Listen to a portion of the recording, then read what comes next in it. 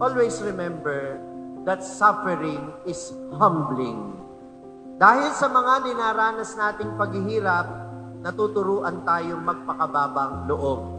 Sometimes we want humility, but when you ask God for humility, He will not give you humility. He will give you opportunities to be humble. And it is very humbling for us to realize that there are just things that are out of our control. The things that makes us suffer, the people who makes us suffer, these things are beyond our control. Maraming bagay na nagpapahirap sa buhay ng tao, hindi naman natin kontrolado Pagkakasakit, kontrolado ba natin yan? Ugali ng ibang tao, kontrolado ba natin yan? Hindi Kaya nga, sa mga bagay na wala tayong control at pinahihirapan tayo, nare-realize natin, hindi nga pala tayo Diyos para kontrolin ang lahat ng bagay. And it is very humbling to admit that there are just things that we cannot do something about.